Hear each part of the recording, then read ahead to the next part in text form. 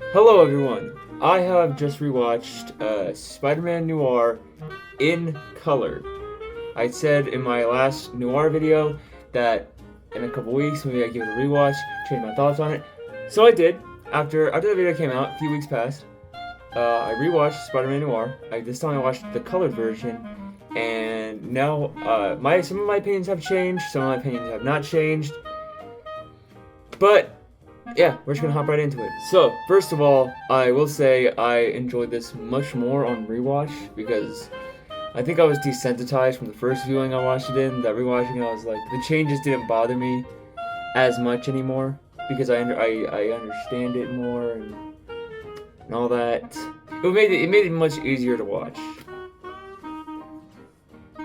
First thing I want to say is all of the main trio of Spider-Man Noir, Robbie, Ben, and I am going blank on her name again. Dude. I can't think of it. I can't think of her name. But they're all great. They're all like really decent people, and the friendship between them is really, really good. The kid in the show kind of feels shoehorned in. Like he's kind of but you know, it's not like that big of a bother. The fight scenes, I don't think I talked about the fight scenes enough, but the fight scenes are cool, despite, you know, Ben not really winning those fights, but hey, what are you gonna do, you know? One of my opinions I said before was, Ruby didn't get enough screen time, and I still agree on that. I still think, Ruby, I don't feel... You know that, okay, all you know is that her and Ben got together, he got drunk one night, and she got kidnapped by a bad guy, cuffed to her car, put into the ocean, he couldn't save her. And aside from that, all we really know is that she told him that with great power comes great responsibility, which originally I had a problem with, but now I really just like... I've been desensitized. But yeah, I do think there should have been an entire just episode dedicated to a flashback of just explaining how we got to Ben's story. You know, we got to see glimpses into that where he got bit by the spider. He mentioned that he had to watch movies to relearn how to be a human again. I would have rather seen that much more and seen how he met Ruby and how his costume came to be, like that kind of stuff. I will say though, one of my favorite lines in this show, I'm gonna get into that later. I'm gonna talk about one of my favorite lines in this TV show, but right now we're gonna stick to the Cliff Notes. So, all the stuff with like Tombstone and Sandman, that's all still very good. Megawatt, not Sandman. Or not... Megawatt, not Electro. That was a big mistake on my part. I did not know that this character was Megawatt, even though he said his name. I didn't think Megawatt was a real Marvel character. I thought that was just like a thing. But no, I looked it up. He's like a theater freak. You can Google it yourselves, but I'll put the image right here. That's what Megawatt is supposed to be. And yeah, he is freaking hilarious in this show. I love Megawatt is so fun. Like there's just fun characters in this. Robbie, Megawatt, even Ben sometimes when he's like doing his disguises and stuff. It's fun. It's a fun enjoyed. I enjoyed it. You know, the Noir suit still looks very good. I do plan on making my own Noir suit later in the future. Yeah, but all the stuff I said was critical about like Cat Hardy, I still kind of agree with. Kind of. Like I get what they were trying to do, but man, she's just not like a good character. Like she loves Flint, but then she like manipulates Ben and to like love her, and she like calls him out on a doctor, and Ben gets like cut open, and like she ends up killing Silverman, which I really don't like, because in the earlier episodes, Noir told Silverman that like if you ever come near Ben's friends or come in contact with them at all, I will kill you. I think that line would be much cooler if they led up to that, where like Ben and Silverman just have a fight. It wouldn't be a very good fight because Silverman's just some old dude. But it'd still be something, and then Ben could like kill him, because we rarely see Ben kill people in this show. Oh, like he kills people. He does. He killed those people like Megawatt. Like that man is dead. Like Ben intentionally killed him. But I would have liked to see some gunplay with Noir.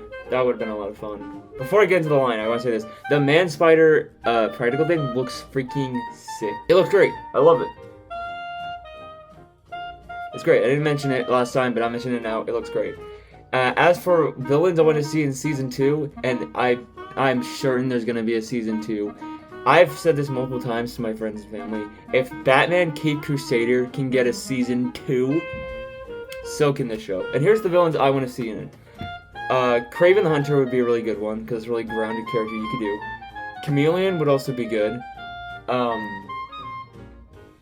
I do think bringing in the Noir Green Goblin would be a really good one. Now that Silvermane has been taken down as the gang leader, you could have Norman rise up, or do something like that. What other some really good villains? Shocker would be a good one, but I don't think you could adapt that into Noir unless you had like some steampunk type. I'm just a big Shocker lover, so like, I don't know. Any other villains I'd want to see? Scorpion would be a good one, because they did show a guy getting injected with like a scorpion in one of the episodes, episode 5 I think it was. So we could see Scorpion. It'd be like a toned down Scorpion, but still. And that's really all I can think of for villains I'd want to see in this show. Okay. My biggest positive of this show of all time is the entire bar scene with Ben, where he's just drinking away, and he's like, you know, I'm done. He got betrayed by someone he cared about a lot. You know, the public is starting to hate him, and he's done. Like, he has the antidote, and he's about ready to drink it, and then those guys walk into the bar and start like talking about it, and then one of my favorite line of the entire show happens, that Ben says after they start like laughing and mocking the spider. I will play the clip for you now. Maybe the spider is a guy like anyone else. You ever think about that? You ever wonder what his problems were? He's swinging around burning buildings, saving people. Do you ever think he feels the heat? Or gets sad? Or tired? Or lonely? That line alone really shows you why Spider-Man is the best superhero of all time. Is his relatability. Like, yeah, he goes through the same struggles. Nobody knows this, but underneath that mask and all the powers, he's just a guy trying to get by. Like, he goes through the same struggles that you do. He runs into these it's like running into those burning buildings. He feels the weight and heat of everything. A bullet can kill him. It's like the public sees Spider-Man as this immortal being, like this higher above all hero that can do everything, without them knowing underneath that mask he's just a guy. He's just like anybody else, and that's why I love Spider-Man so much, is his relatability. You can't get guys like Superman or Batman or the Flash. None of those guys compare to Spider-Man. Bruce Wayne's got his money.